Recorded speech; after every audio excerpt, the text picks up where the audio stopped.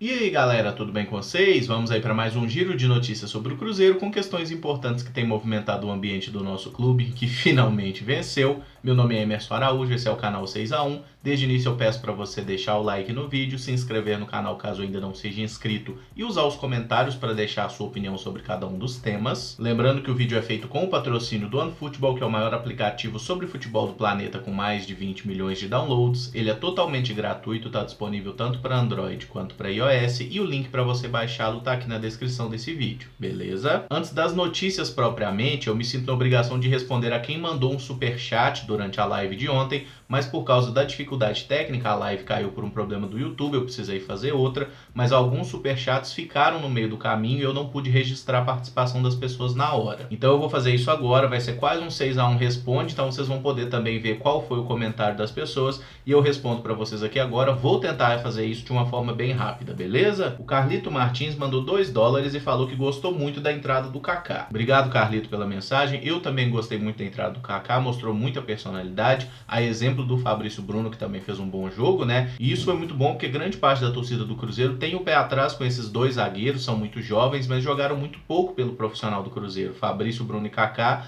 não devem ter cada um 10 partidas. O Kaká acho que não tem nem 5 jogos pelo time de cima, e vê-los jogando uma partida grande e jogando bem, como aconteceu ontem, é muito positivo para a gente ver que o nosso elenco tem boas alternativas e a gente não precisa ficar tão preso a Dedé e Léo como ficou aí nesse período de Mano Menezes. O Éder Fernandes mandou R$10 e falou: 10 para comemorar a vitória, já tava com saudade. Éder, obrigado pela mensagem, obrigado pelos 10 conto também. Acho que estávamos todos com muita saudade de vitória, né? O Cruzeiro teve aí um período realmente muito nebuloso, né? Quase 20 jogos com apenas uma vitória, que foi aquele clássico contra o Atlético 3x0. E tomara que agora a gente inverta a sequência, né? Se o Cruzeiro ganhar aí 20 partidas seguidas, eu não vou ficar triste. Confesso com vocês que inclusive estou torcendo muito para que isso aconteça. O Rodrigo Moreira mandou R$2 e perguntou: será que teremos caixa para comprar os laterais? Rodrigo, obrigado pela pergunta. Acho que quando você diz os laterais, está falando especificamente de Dodô e de Orejuela. Com relação a Dodô, eu não tenho dúvida de que ele será comprado, porque o empréstimo dele foi feito com obrigação de compra, não se trata de opção. Então, no caso do Dodô, assim que ele atingir certo número de jogos, né, que eu não me lembro, acho que eram 10 partidas, ou assim que o Cruzeiro chegasse a 15 pontos no Campeonato Brasileiro, ele teria que ser comprado de qualquer forma. Então, basicamente, o Dodô será, sim, atleta do Cruzeiro. Já no caso do Orejuela é um pouco mais complicado, porque aí o Cruzeiro tem a opção de compra. Se não tiver dinheiro, o Ajax não vende. Mas no que depender de mim, esses dois jogadores ficam pro ano que vem, até porque o Dodô tá mostrando até uma polivalência agora jogando como volante, né? Mas eu ainda acho que ele é um ótimo lateral. E o Orejuela também vem jogando muito bem, inclusive essa estreia dele com o Rogério Ceni foi extremamente positiva. Mas ter caixa ou não ter caixa é uma coisa que vai depender totalmente da diretoria e a gente só vai saber no final da temporada, até porque agora a impressão que passa é que a diretoria do Cruzeiro está sempre fazendo contas para ver se paga a próxima folha de pagamentos, né? Então, assim, o que vai acontecer no final da temporada é complicado da gente saber, mas eu espero que a diretoria dê um jeito e compre esses dois jogadores, porque são dois dos bons jogadores e dos jogadores jovens que a gente tem numa idade aí que são jogadores maduros e que estão rendendo bem, né? Rendendo aí no máximo do seu potencial. O Kauri Selin, acho que fala assim o nome, mandou €1 e eu agradeço muito pela força, mas não mandou nenhuma mensagem. O Port Plays BR mandou R$2 e fez um comentário: se continuar assim, será que passa do Inter? Port Plays, obrigado pela mensagem. Cara, eu acho muito complicado a gente projetar o jogo contra o Inter agora, ainda tem muito tempo até lá. A questão é, se o Cruzeiro fizer jogos bons como fez ontem, criando oportunidades e tudo mais, a gente passa a ter muito mais chance do que vinha tendo até então, porque o Cruzeiro vinha jogando um futebol muito pobre. Agora, a gente tem que lembrar que o time do Inter é também muito bom, tem jogado um ótimo futebol e tem tudo para ser um grande jogo esse Internacional e Cruzeiro no início do mês que vem. Agora, dá para passar? Eu não tenho dúvida que dá para passar, da mesma forma que dava pra gente ter feito coisa muito melhor, mesmo com o trabalho do Mano Menezes. Naquele jogo Cruzeiro e Inter, o Cruzeiro teve boas chances de gol, né? O Sassá teve 2 chances de finalização praticamente na cara do goleiro e isolou as 2. O Thiago Neves teve chance de gol e desperdiçou. Então é aquela coisa, a gente pode fazer muito melhor. Só que eu acho que pro Cruzeiro ganhar do Inter lá dentro e se classificar, a gente vai ter que jogar melhor do que jogou ontem. Inclusive no aspecto defensivo, acho que o Cruzeiro ofereceu muitos espaços para o Santos em alguns momentos do jogo e nós teremos que ser mais assertivos nessa partida da Copa do Brasil. Agora, o lado bom é que a tendência é realmente que o Cruzeiro melhore, né?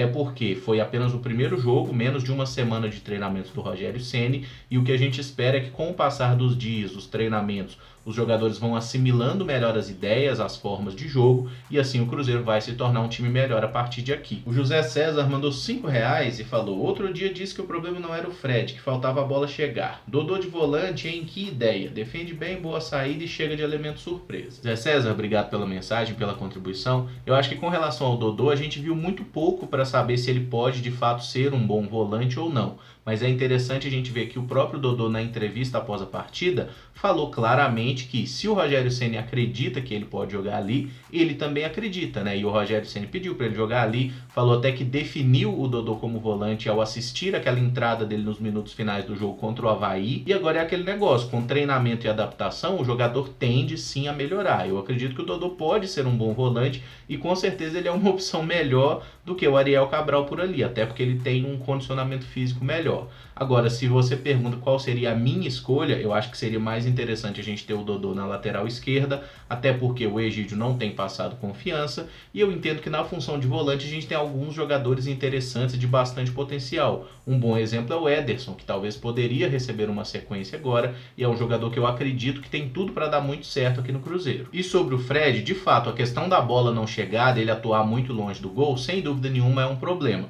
Mas a gente não pode desconsiderar também que o Fred não vinha jogando bem, vinha sendo uma presa muito fácil para os zagueiros adversários, talvez até estava desmotivado, né? Ele até falou que deu uma certa desanimada quando saiu do time, o que a gente entende que é uma coisa natural, mas convenhamos que não é o ideal, especialmente quando a gente sabe a importância que tem esse jogador e o quanto ele custa todo mês. Mas foi uma série de fatores, né? E agora que o Mano Menezes saiu e a proposta de jogo mudou, a gente espera que o Fred comece a entregar gols e assistências como fez no jogo ontem, e é a mesma coisa que eu espero do Thiago Neves. Esses jogadores mais experientes e que ganham muito dinheiro, eles precisam entregar muito, a exigência sobre eles tem que ser alta sempre. Regis Sanfoneiro mandou $2, muito obrigado Regis Sanfoneiro, mas não mandou nenhuma mensagem. E o João Araújo mandou R$5 e perguntou se eu jogo FM Manager. Você usa muitos termos parecidos, parabéns pelo canal, abraço de Brasília. João, obrigado pela pergunta, obrigado pela mensagem. Sim, eu jogo Futebol Manager, até já fiz uma série aqui no canal sobre o jogo, né, treinando o Cruzeiro. Inclusive foi uma série que tudo deu bizarramente certo, eu ganhei todos os títulos com o Cruzeiro em 2 anos seguidos, mas não deu para continuar até porque eu não estou jogando. Atualmente eu não tenho jogado muito o Futebol Manager não, mas jogo, é o único jogo que eu ainda jogo até hoje, porque de fato é algo muito viciante e muito espetacular. Sobre os termos em si, eu não sei exatamente qual termo você diz que eu uso, mas os termos que o jogo usa, na grande maioria, são termos que se usa no meio do futebol, né? Então, não existe um distanciamento tipo termos do FM e termos do futebol, porque o próprio FM está muito inserido também no contexto do futebol como um todo, especialmente do futebol europeu. Aqui no Brasil a gente vê um pouquinho menos. E para fechar, o Clésio Luiz mandou R$2 e perguntou se eu acho que houve um boicote ao Mano. Clésio, obrigado pela pergunta e pela força financeira aí. Eu acho que no final da passagem, eu não posso dizer que os jogadores estavam perdendo de sacanagem. Eu acho que alguns jogadores, sim, pararam de dar o seu melhor. Não posso dizer que todos estavam nessa.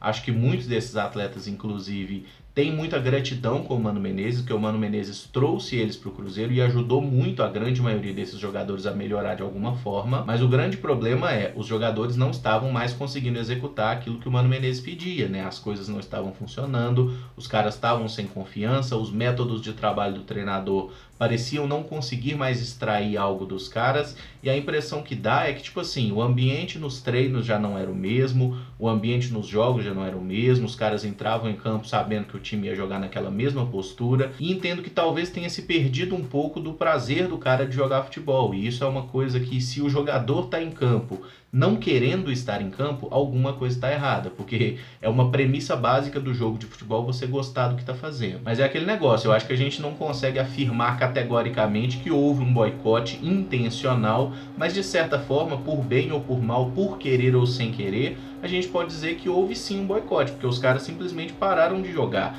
E os exemplos de Thiago Neves e de Fred são os mais sensíveis, são jogadores que, por exemplo, o Thiago Neves ano passado com o Mano era um jogador-chave do Cruzeiro, o Fred esse ano com o Mano Menezes era o nosso principal jogador no início do ano, mas o ressurgimento desses dois jogadores medalhões eu acho que tem muito a ver com a troca de comando, eles estão de fato mais motivados. Ver o Thiago Neves jogando como segundo volante ontem é uma coisa que até agora eu não estou acreditando, e não apenas porque ele se dispôs a fazer, mas porque ele conseguiu fazer bem esse papel. E agora o que a gente tem que cobrar desses atletas, não só deles, mas de todos os demais, é regularidade, é bom futebol, é evolução e é disposição para tirar o Cruzeiro dessa situação difícil que foram eles mesmos jogadores que colocaram. O técnico pode vender uma ideia, ele pode ter um discurso, o técnico pode fazer 1 milhão de coisas, mas quem ganha, quem perde jogo é jogador lá dentro de campo. E quando eles não querem ganhar um jogo, eles realmente não ganham. Às vezes eles querem ganhar e não conseguem. Isso acontece até porque tem um outro adversário.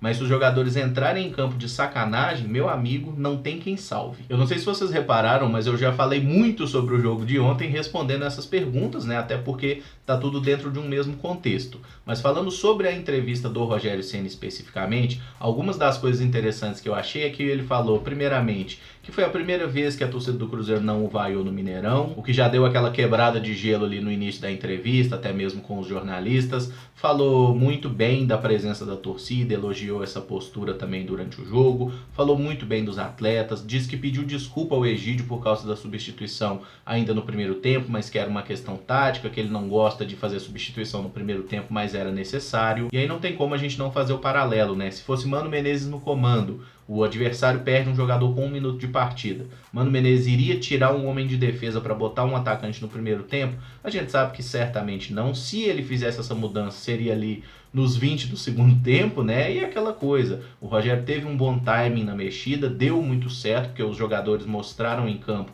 que queriam a vitória e jogaram muito bem para construí-la. E porra, foram 10 chances claras de gol, né? 20 finalizações no total, quer dizer, metade das nossas finalizações foram em boas ocasiões de gol. O goleiro do Santos, inclusive, catou muito, né? O Everson é muito bom goleiro, já tinha mostrado isso no Ceará ano passado. Então, quando a gente tira um extrato do que foi esse primeiro jogo, é de fato extremamente positivo. A única nota que poderia ter sido negativa foi a respeito do Dedé, que saiu ali com um problema muscular, mas até depois do jogo o próprio atleta falou que foi apenas uma precaução, parece que foi só cãibra e que não tem nenhuma lesão. Isso significa que na próxima partida o Rogério deve ter tanto o Dedé quanto o Léo disponíveis, né? O Léo também ficou fora desse jogo, mas não se trata de uma lesão, era desgaste muscular e também não é que o Léo tenha sido barrado. Eu até acho que o Fabrício Bruno merece sequência, mas o Léo também é opção, não tem lesão, nem ele nem o Dedé, então o nosso departamento médico está praticamente vazio e no próximo jogo o Edilson também volta a ser opção, embora eu acho que o Orejuela hoje é uma alternativa bem melhor que ele. Segundo o jornalista Samuel Venâncio da Rádio Itatiaia, o atacante Joel, né, camaronês que pertence ao Cruzeiro, estava emprestado no Portugal, retornou ao Cruzeiro, iniciou um trabalho lá na Toca da Raposa hoje, mas não se trata de um trabalho de campo, né? Ele está fazendo estudos detalhados com o pessoal da equipe médica do Cruzeiro para identificar exatamente qual é o risco, qual é ali a extensão daquele problema cardíaco que foi diagnosticado nele enquanto estava na seleção camaronesa. Então, nesse momento, o Joel não está trabalhando com o grupo, até porque a gente não tem a confirmação se ele poderá ou não voltar a jogar futebol profissionalmente. Eles vão fazer agora todos os exames possíveis e imagináveis com esse atleta e se ele tiver em boas condições, aí ele pode ser reintegrado ao elenco do Cruzeiro ou pode ser negociado, né? Visto que o contrato dele com a gente vai até o meio do ano que vem. Aí não tem nem o que a gente dar opinião, é mais aguardar mesmo o resultado aí dos procedimentos médicos e torcer para que não seja nada grave, até porque um jogador de 25 anos, como é o caso do Joel, ser obrigado a encerrar a carreira por um problema de saúde seria algo muito triste. Torço para que ele se recupere, até porque a passagem dele pelo Cruzeiro foi muito apagada, não foi uma boa passagem de fato, mas lá em Portugal ele vinha fazendo boas temporadas, era titular do Marítimo, marcou seus golzinhos, tanto que foi convocado e estava sendo uma figurinha carimbada na seleção. Então tomara que ele se recupere plenamente e seja um jogador de futebol profissional, seja no Cruzeiro ou em outro lugar. Outra notícia é essa especulação sobre o atacante Guilherme, né? Eu até falei rapidamente sobre isso na live de ontem e vi alguns comentários das pessoas falando, mas quem é esse cara? Parece que tem gente realmente que não conhece o Guilherme. É um atacante de lado, né? Esse meio atacante, o ponta, que joga especialmente pela ponta esquerda. Ele é um destro que gosta de jogar pela esquerda, mas também joga pela direita. tem 24 anos, atualmente ele está no Sport e ele pertence ainda ao Grêmio. Nos últimos anos ele passou por empréstimo aí em Botafogo, em Curitiba e também na Chapecoense. Nessa temporada ele está muito bem, no total de 29 jogos no ano ele marcou 10 gols, sendo que, se a gente considerar só a Série B do Campeonato Brasileiro, ele tem 15 partidas com 6 gols e 5 assistências. Desde sábado está sendo especulada essa contratação lá no Super Esportes, alguns outros veículos também deram a notícia, e saiu hoje no jornal O Tempo de que o Guilherme seria um pedido do Rogério Ceni pensando no ano que vem.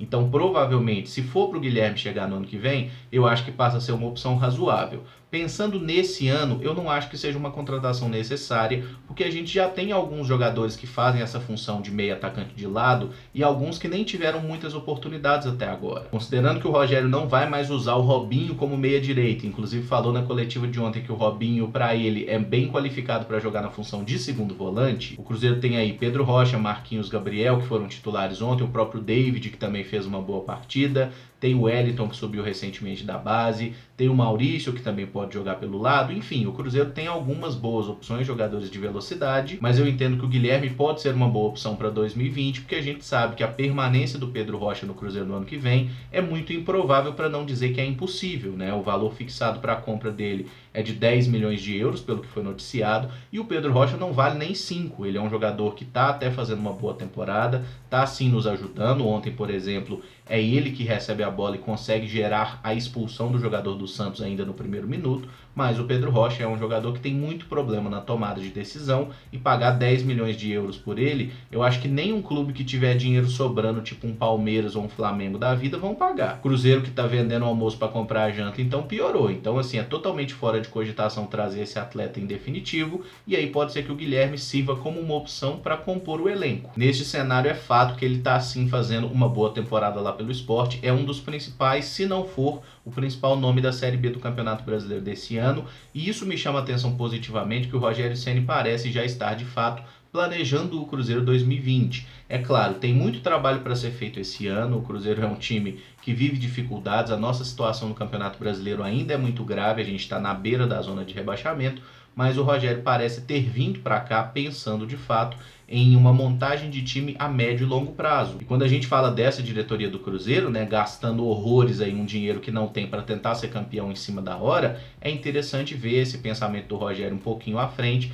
até porque é importante o time já ter aí um substituto alinhado para o ano que vem e evitar as contratações que são feitas em cima da hora, como foi o caso do Pedro Rocha, que chegou no meio do campeonato estadual, né, numa situação em que o Cruzeiro pagou muito caro pelo empréstimo e ainda fixou uma cláusula de compra que é praticamente impagável. E quando um time se planeja bem, ele não precisa fazer loucura no mercado de transferência, porque ele consegue encaixar melhor as peças dentro das necessidades que vão aparecer durante a temporada. E só para fechar com o futebol feminino do Cruzeiro, nesse domingo foi muito negativo para as meninas, né? O Cruzeiro perdeu por 4-0 para o São Paulo, o primeiro jogo da decisão do Campeonato Brasileiro da Série A2, e foi um duelo realmente marcado por muitas falhas individuais do Cruzeiro. Para quem viu a partida sabe que não foi jogo para um 4-0, o São Paulo mereceu ganhar e foi melhor, mas o Cruzeiro teve algumas boas oportunidades de gol que desperdiçou, e o São Paulo foi muito ajudado por falhas gravíssimas do nosso sistema defensivo. O primeiro gol sai de um lance que é um cruzamento errado na área, a nossa goleira vai defender, se atrapalha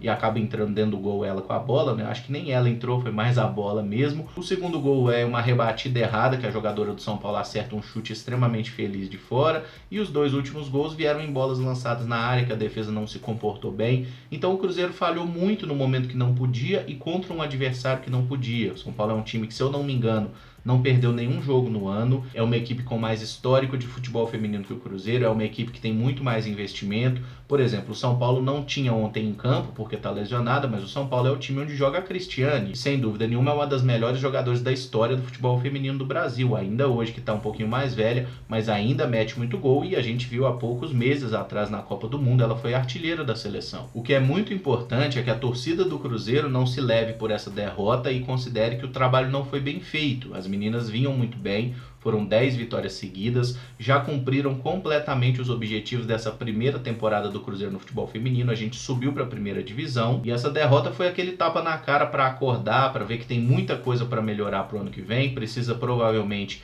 de alguns reforços também, né, o que certamente vai acontecer, mas é um processo, a gente não pode achar que as coisas no futebol vão funcionar da noite para o dia, porque não funcionam nem no masculino, nem no feminino, nem em qualquer outra modalidade, não só do futebol, do esporte em geral, né, as coisas precisam de um planejamento para funcionar de uma forma minimamente aceitável, e o que as Cabulosas fizeram até agora foi incrível e merece todo o nosso respeito. O que eu acho que pesa negativamente é a respeito do público no Mineirão no próximo domingo, porque perder de 4-0 deixa o Cruzeiro com chances muito remotas de título. Então pode ser que muita gente que planejava ir ao jogo vai dar uma desanimada, até porque, né, é meio complicado imaginar que as meninas do Cruzeiro vão conseguir reverter esse 4-0. Eu sinceramente acho que não será possível, mas que elas entrem em campo, joguem sério e joguem para vencer, né? Por mais que a taça não fique na Toca da Raposa, que pelo menos elas consigam encerrar a participação no campeonato com uma boa vitória. Bom, galera, o vídeo fica por aqui. Se gostou, deixa o like, se inscreve no canal caso ainda não seja inscrito e usa os comentários para deixar a sua opinião sobre cada um dos temas que abordamos aqui. Muito obrigado por acompanhar, um abraço e até o próximo vídeo. Valeu!